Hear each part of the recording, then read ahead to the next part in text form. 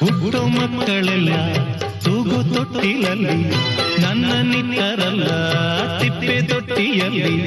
ನಾನು ಏನು ಪಾಪ ಮಾಡಿದೆ? ಅರ್ಧರಾತ್ರಿಯಲ್ಲಿ ಅರ್ಧ ನಿದ್ದೆಯಲ್ಲಿ